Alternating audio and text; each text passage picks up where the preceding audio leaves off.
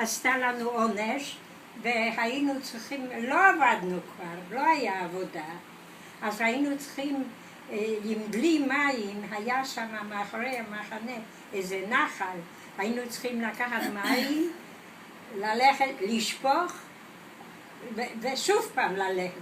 ופתאום אני רואה עגלה בתוך אחותי. העגלה כבר בחצר של המחנה. אז ככה אינסטינקטיבית, לא ידעתי אז רציתי לרוץ לאחותי. ותמיד שמרה עלינו איזה ססמנקה, היא ראתה שאני רצה, היא נתנה לי, רץ בפנים שראיתי כוכבים. וזהו, ולא יכולתי לגשת מיד לעגלה, איפה שאחותי ישבה שמה. היא באה שבועיים לפני שנפטרה. כן, אז היא הייתה בבית חולים, כן. והיא חזרה איפה שאת היית. היא באה איפה אני גם לא הייתי שם במקום הזה. היינו במחנה איפה שהיה בית חרושת, שם לא היה כלום, לא עבדנו גם. עבדו רק את החזקות. כי מה עשו בנות מהבית חרושת? הם... בסדר, אבל מה שהיא כותבת פה, שהיא ביקשה לחזור להיות איתך. כן. שהיא ידעה שהיא כבר הולכת למות. זהו שאני עוד לא ידעתי. אז באה הרופאה, היו שם שתי רופאות. רופאה מרוסיה ורופאה מהונגריה יהודייה. אז באה הרופאה מרוסיה ובדקה אותה, והיא אמרה לי, תחיה שבועיים. זה הכל ישראלים באמריקה, שעושים את כל הדברים האלה. זה מה שהיא כותבת פה, שהיא ביקשה להיות איתך. איזה דברים? איזה דברים? איזה דברים הם עושים? את האלה, איך קוראים לאלה? אייפון? לא יודעת. לא נראה לי. אני חושב שהם הוציאו עכשיו שוב עוד חדש. אז זה ישראלים. אולי, לא יודעת. ראיתי כוכבים. טוב, ואחר כך באמת הייתה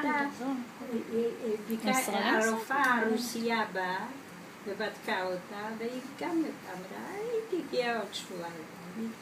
זה ממש משהו בלתי רגיל. והייתה שם גם רופאה יהודייה מהונגריה. אז ביקשתי... אני מצלמת בווידאו.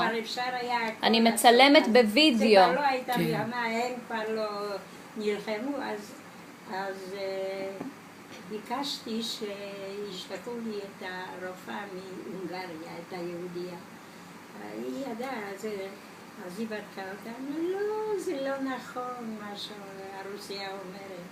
היא תחיה, רצתה להשקיט אותי. שכל הזמן ביקשתי שאחותי חולה שישאירו אותי במקום שם, שאוכל לטפל. אז זה לא הלך. טוב. אז הגעתי עד לאובמייסטר, שיבקש, האחות שלך תעברי, הכל יהיה בסדר. זה כבר היה סוף, הם כבר רצו להתנהג איתנו יפה, שלא... יימח שמם. כן. הרבה בנות. תראי, מה שהיה שם, אז אי אפשר היה למנוע. סבתא, הרגשתם שזה כבר סוף המלחמה? ידעתם שזה עומד להסתיים? מה? ידעתם שזה סוף המלחמה? שזה עומד להסתיים? כן, שהמלחמה תפרוץ? לא, שהסתיימה. שהולך להסתיים. כן, בוודאי. כבר בימים האחרונים היה רדיו. שמענו איזה רדיו. לנו לא היה רדיו, אבל שמענו איזה רדיו. ואני דווקא קמתי פעם אחת, ואמרתי שהיטלר יתאבד. חלמתי. איך אני עושה את זה? שמה? אני מערבב חצי יין וחצי... חלום זה אחד כזה של נבואה. חשבתי על זה. ענבים. בסוף חלמתי. זה הטעם, שרק את היין הוא חזק מדי,